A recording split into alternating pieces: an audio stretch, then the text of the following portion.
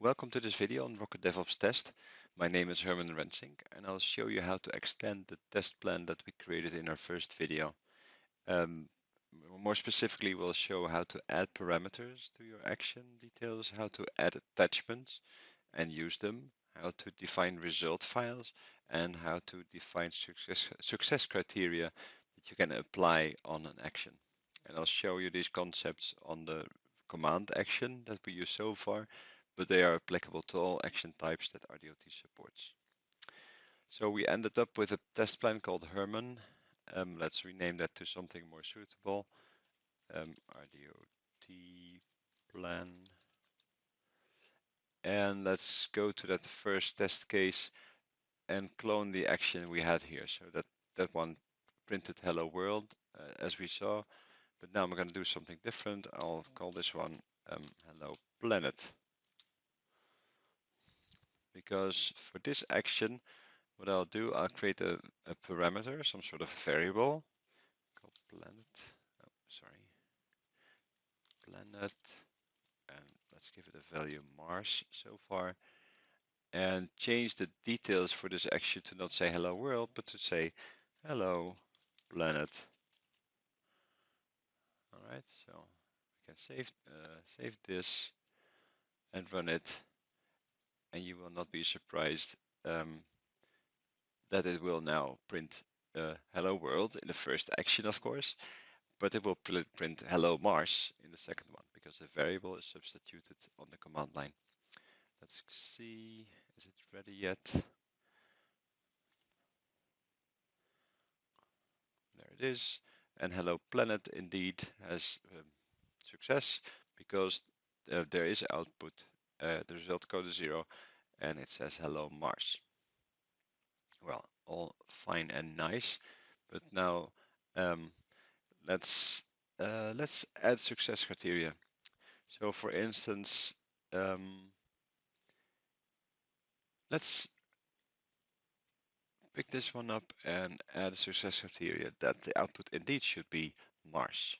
So I'll combine this with the previous one. So the process output should contain Mars, right?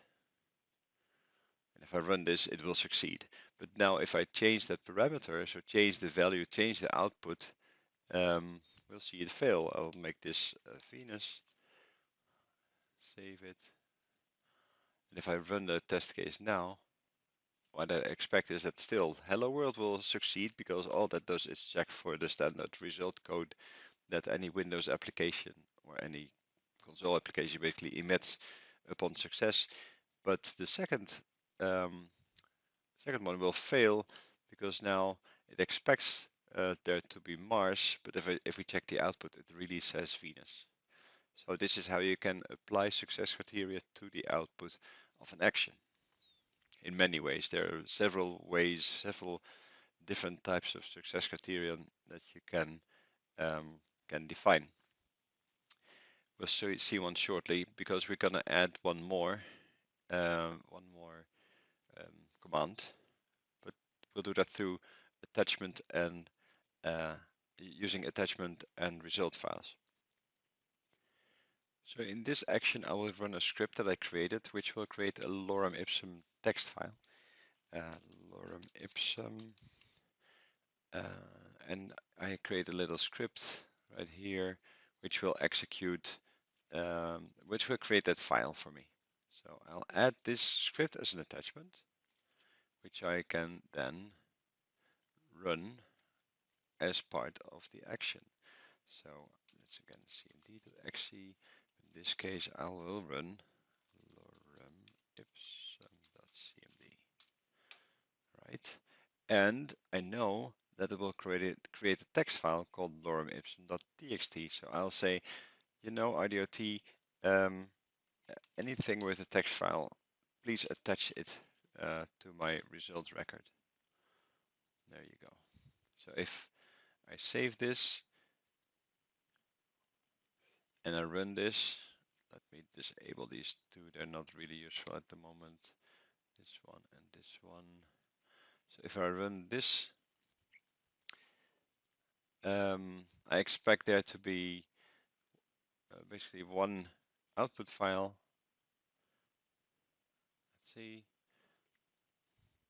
where is it? There it is. It's command action output 0, but it produced one file, lorem ipsum txt, and has been made part of um, the result record for this action. And now we can also define success criteria for this result file. We can check for its existence and its contents, such as, let's see, success criteria. We combine it with the previous one, but the file lorem ipsum.txt should exist. And oh, by the way, it should also, same story, process lorem ipsum.txt should contain ipsum. There. So this is all to, so it will all succeed. If I search for hello or something else, it will fail. But let me show success. It's always more fun. Save this one and let's run our script slash action again and see whether the results have been picked up properly.